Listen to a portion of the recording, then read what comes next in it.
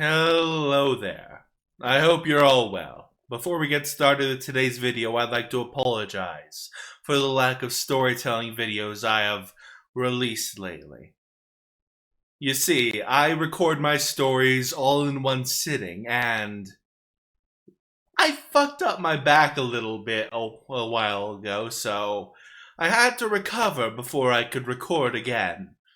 In full honesty, I'm not fully recovered yet, but I'm recovered enough to do recording. Anyway, today we're going to be reading Jeffrey Hated Jack-O-Lanterns, written by Erutious. If you enjoy, like and subscribe, and check out the story in the description below.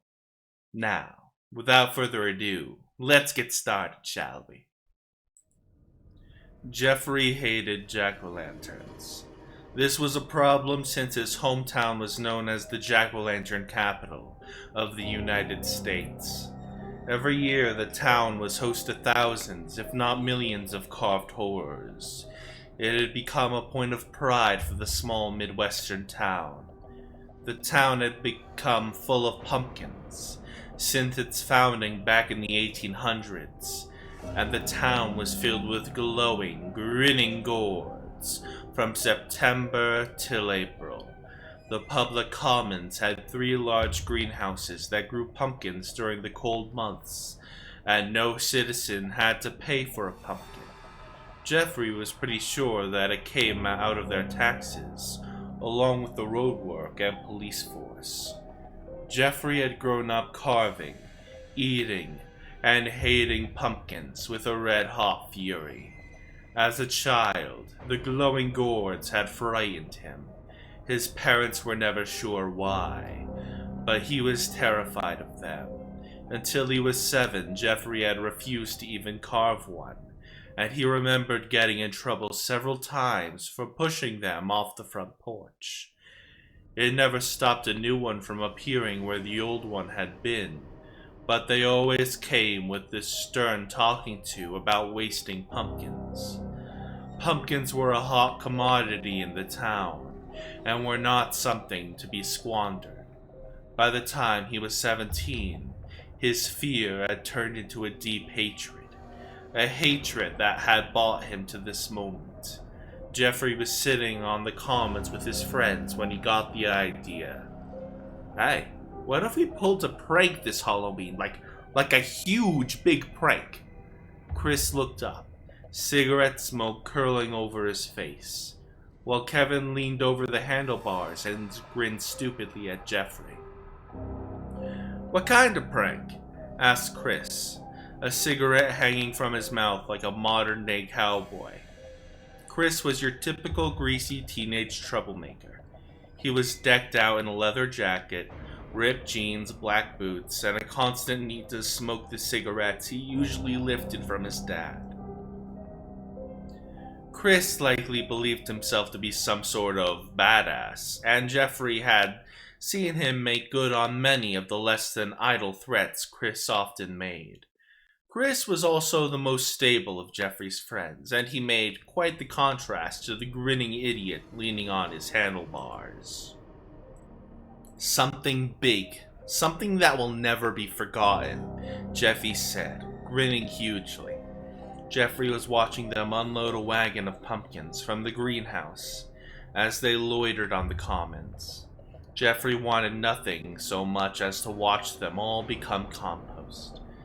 Maybe some soap in the fountain again? Kevin suggested. Kevin was the polar opposite of Chris.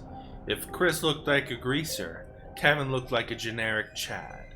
Blonde hair, blue eyes, tap-out shirt, gold chain, wind parts, and lots of pictures on his phone of his well-crafted physique.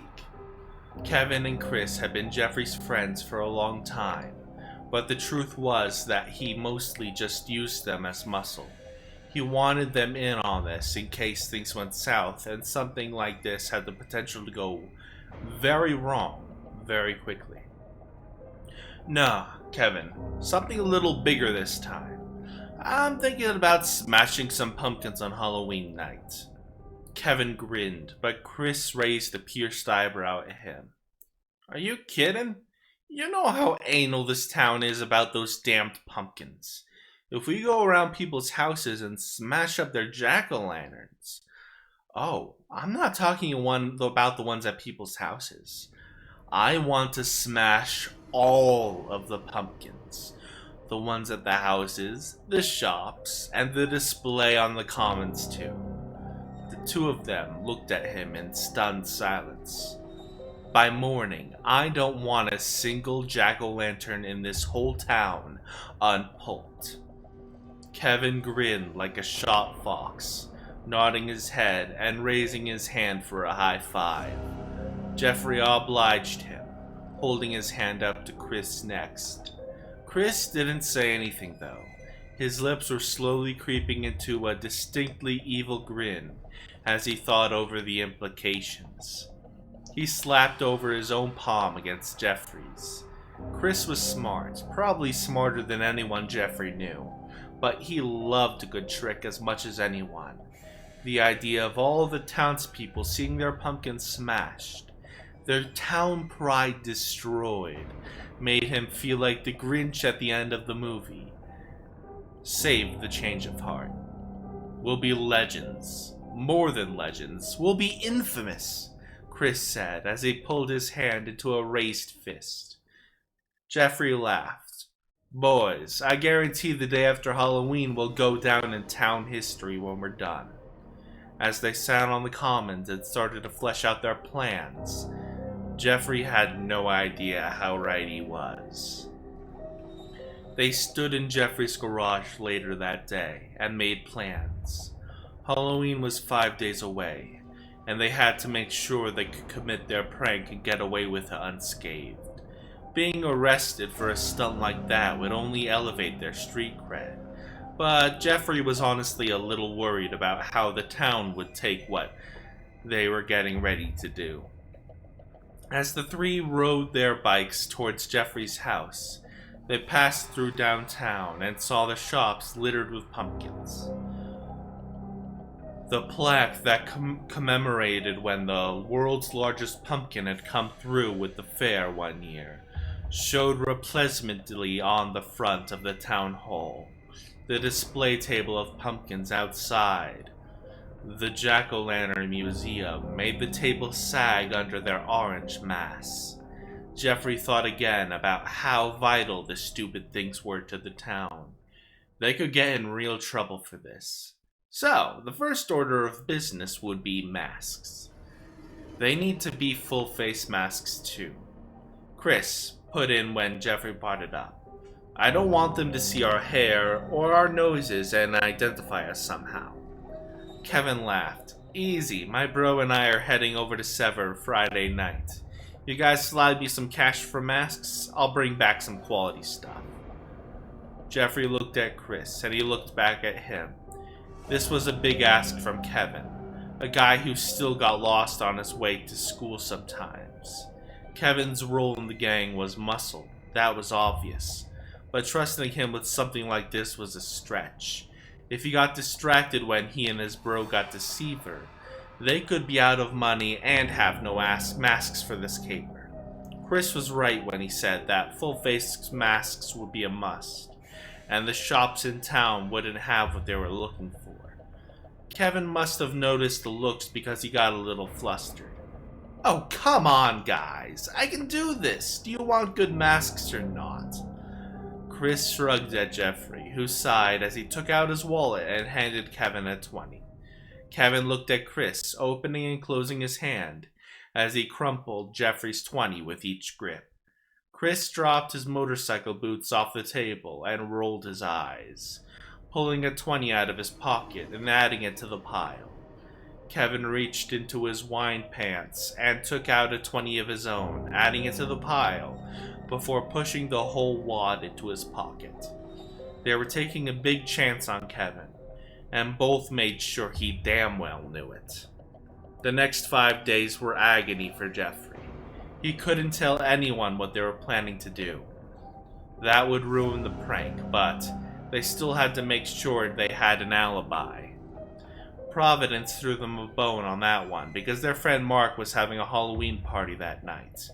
One RSVP later, and they made the party because part of their plans. People would see them. They would remember they had been there, and Jeffrey and his friends could sneak out at 9:30 and be back before any of the booze-soaked brains at the party had time to miss them. It was the perfect plan and promised to give the boys maximum deniability if questioned. Even so, Jeffrey didn't sleep well that week. He was plagued with dreams. Dreams that he would stagger awake from and then fall back into as soon as he closed his eyes. Jeffrey saw himself smashing jack-o'-lanterns after jack-o'-lantern, a deep fog surrounding everything as he moved from gourd to gourd. All the while, something watched him from that haze. Jeffrey couldn't see it, but it was big. Its red eyes seemed pleased by what he was doing. Now and again, Jeffrey would raise his bat and salute to the mysterious figure, and it would rear back up and cackle like a demon. These dreams terrified him, but Jeffrey always woke up feeling elated at the regard of this creature. The three seemed to plan constantly that week. They would use their bikes as transportation. Jeffrey figured they could cut around their bikes with less notice than a car, and they would be faster than moving on foot. Jeffrey figured they would have about an hour and a half to pull this off before the devastation was noticed, and speed would be critical to the operation. Kevin had his baseball bats in his shed that they planned to use, and the three began to map their route. As long as Kevin got the masks, they'd be home free. He winked at them Friday afternoon as his brother came to pick him up from school. "Don't forget," Jeffrey reminded him. "I've got this, guys," Kevin scoffed, hopping in the Jeep as the two peeled out of Seaver. Chris and Jeffrey parted ways then, hoping against the hope that they would have the last piece of their puzzle soon. Chris sent him a text later that night saying, "I still haven't heard from Kevin." Jeffrey sighed as he buried his face against the pillow. Kevin better not have messed this up.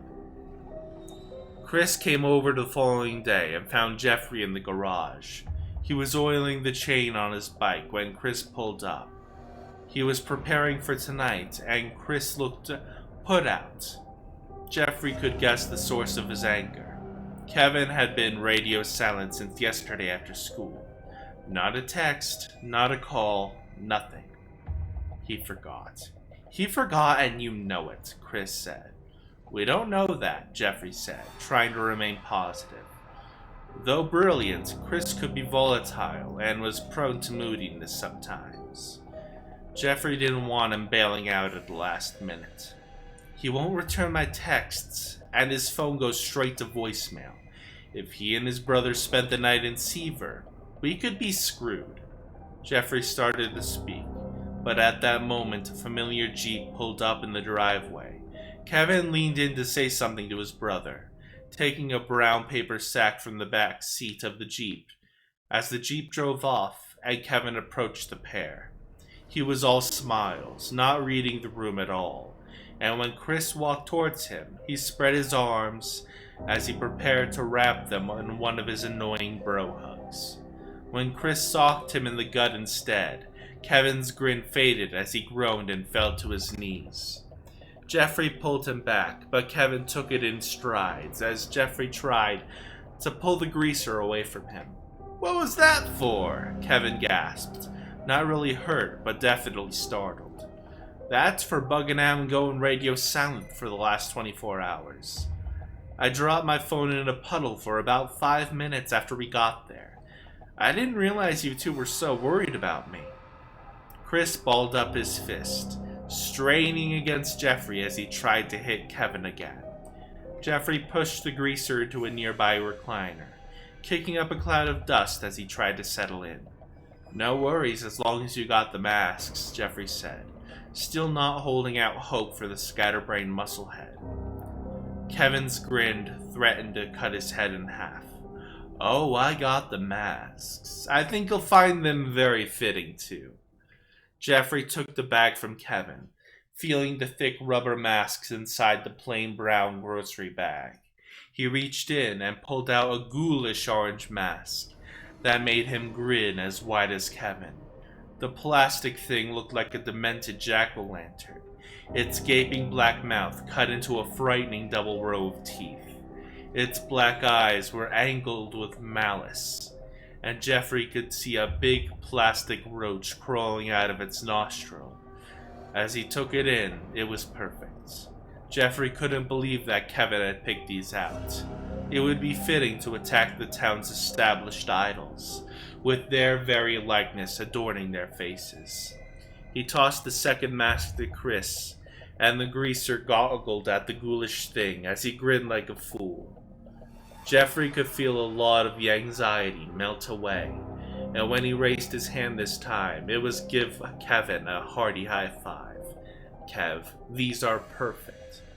You act like I would bring back anything less, Kevin said, with no small amount of swagger. Jeffrey pulled the mask on, feeling a plastic sit on his face like a second skin. Tonight, we make history. As the sun began to set and the trick-or-treaters started to gather on the sidewalk, the three set off on our bikes. They had their bats and masks stored in their backpack, along with the required 6-pack of beer to get into the party. They had dressed darkly in black pants and hoodies, and they were prepared to ride these streets like phantoms of the dark.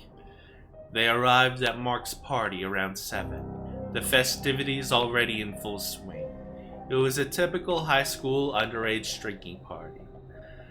Lots of people making out in the living room, a collective of smoke clouds around the back out front. People dancing around to loud music. And a kitchen that was 5 parts wet bar and 5 parts buffet. Mark's parents were out of town. They always seemed to be out of town, and Mark's house was typically the place where parties happened. The three stood around and sipped warm beer, keeping an eye on their watches as their nerves tuned up to 1,000,000,000. They didn't want to be there too long, just long enough to be noticed. They would say hi to some people from school, play a few rounds of beer pong, and at 9:45, they'd slip out and take their bikes off quietly. They had been going over their individual routes for days. Chris would first take through 6th Street, Kevin would take 7th through 10th, and Jeffrey would take 11th through 15th. There were roughly 5 to 10 houses per street, and everyone would meet up downtown when they were done. If someone got done early, they would start smashing pumpkins downtown and wait for the others. If the cops came, they would run. The person discovered must lead them away so the others could keep smashing, and then meet back up when they lost the cops.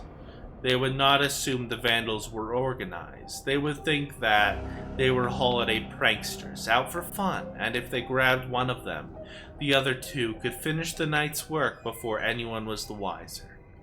When Jeffrey's watch jangled to let them know it was 9:45, the 3 of them snuck out back and rode off into the night.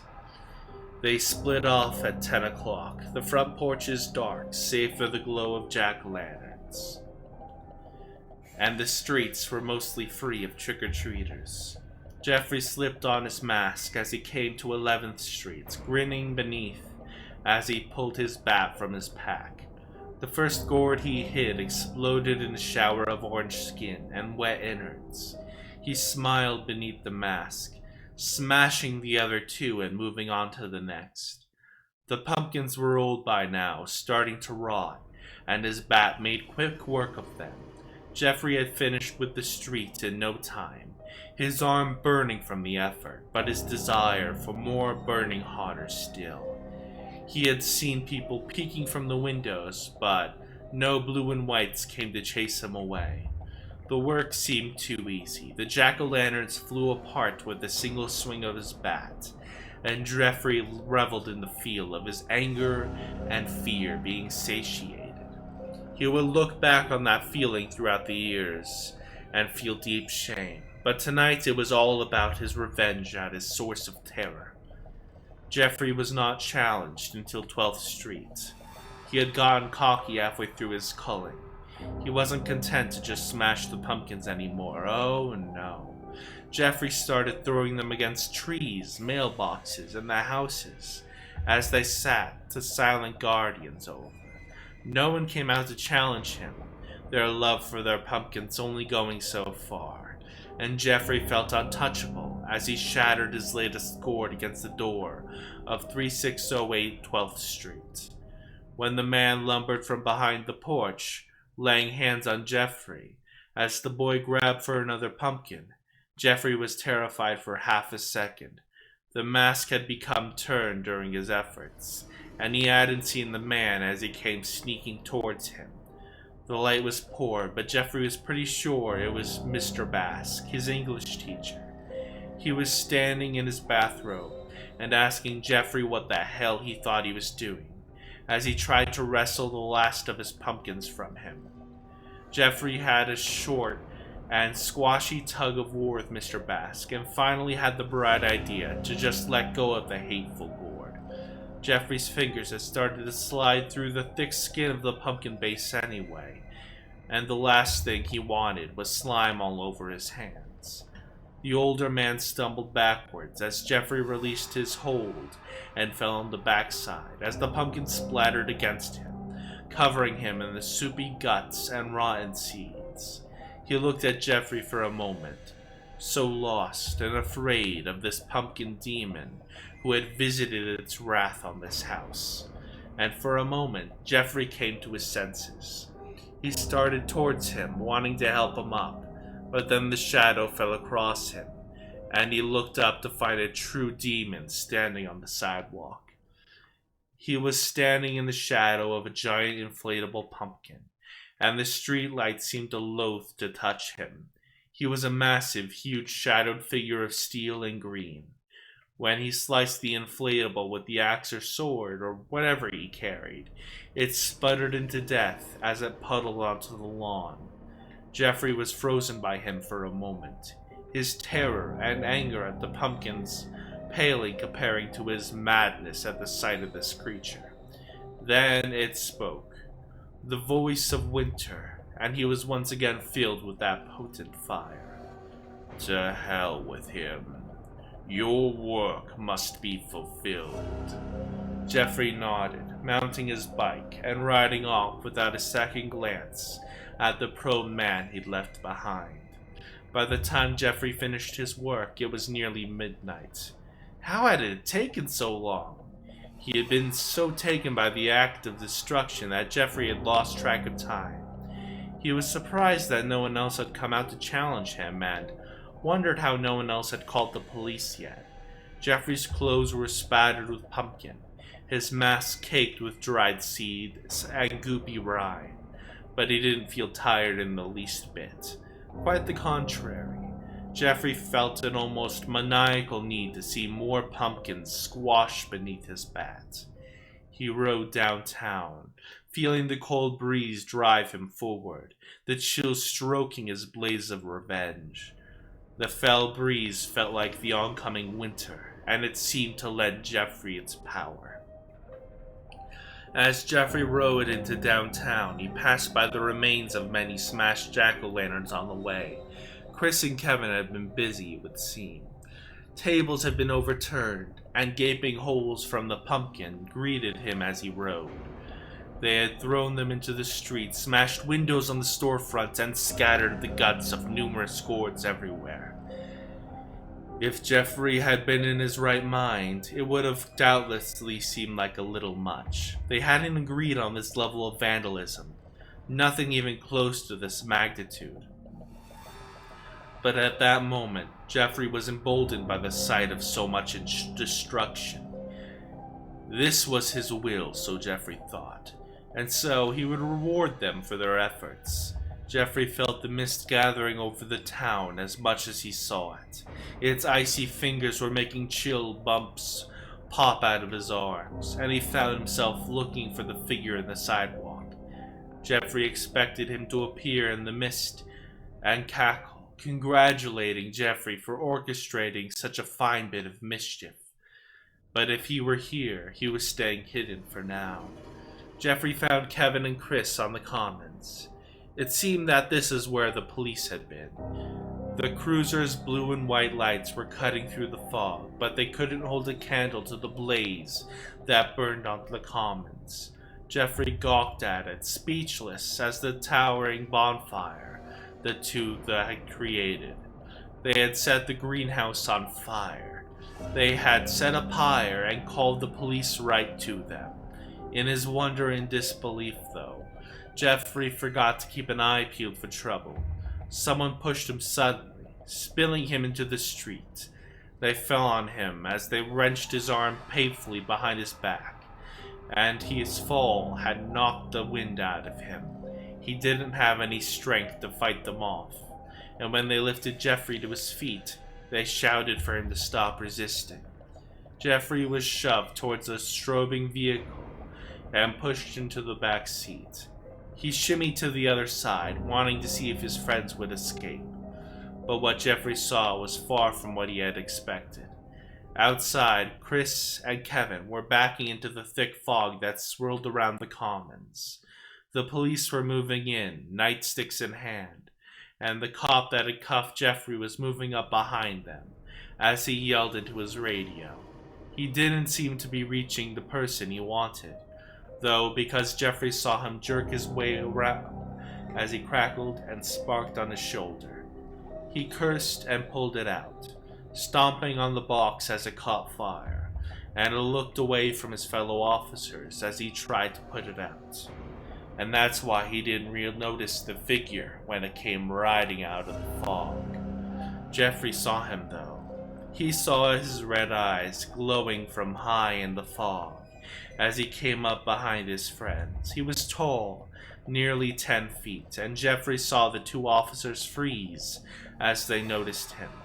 He came between Chris and Kevin, a single hoof stepping from the fog, as his horse parted from the mist.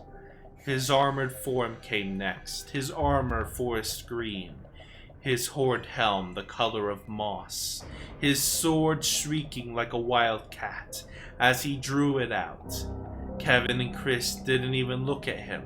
Their pumpkin heads were still fixed on the officers.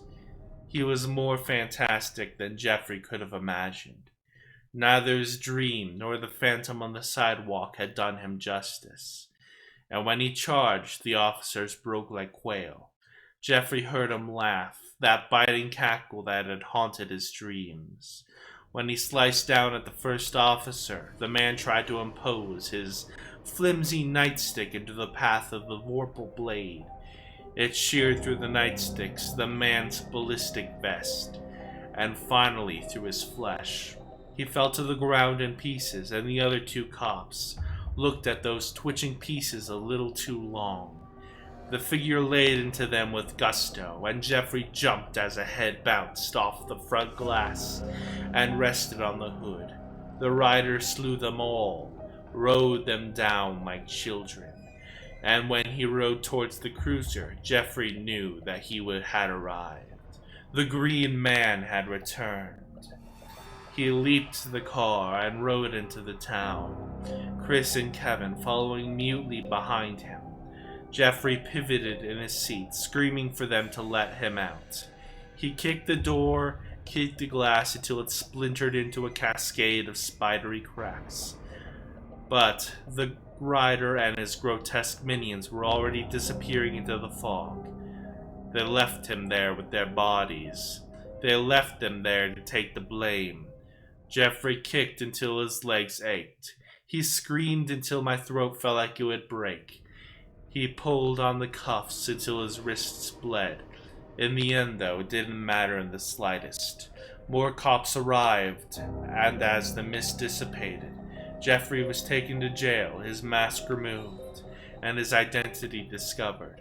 He was thrown in a jail cell alone, while the cops tried to sort out the havoc that was going on around the town.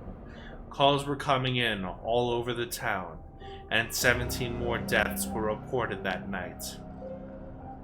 Fires were blazing in several homes, broken sprinklers, and fire hydrants. that seemed to have frozen in the balmy October air, and too much vandalism to keep track of. Mark's party had been turned into a bloodbath, and the kids that had escaped were saying it was a guy with a sword and two guys in pumpkin masks with bats. Through it all, Jeffrey just sat, dejected in his cell. They had left him. He had been found unworthy, and now he would rot like one of the pumpkins he had shattered into such useless paste. At some point, Jeffrey must have dozed off, because when he returned to himself, the sheriff was leaning against the bar of his cell, sipping coffee from a styrofoam cup. "Good, you're awake." Jeffrey said nothing. "Funny how everything seems to go to hell the second I decide to leave town for an evening. My granddaughter wanted me to take her trick-or-treating, so I drive to the next town over to oblige her, and come back to a whole mess of problems. You wouldn't know anything about that, would you, son?" Jeffrey said nothing. "Funny how you decided to smash up only the pumpkins. You know why the early citizens carved those pumpkins, don't you?" Jeffrey said nothing.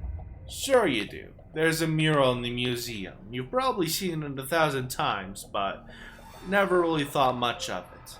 The settlers that founded this place came fleeing something they prayed that they had left in the old country.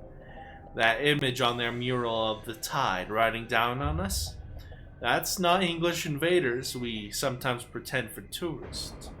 Granddad said his granddad told him stories of the Green Man, a spirit of winter who sought sacrifice and punished those who would not give him his due." Jeffrey said nothing. "And that's why we light the jack-o'-lanterns. That's why the tradition is still here today. We light them so we might forget that demon that once haunted us.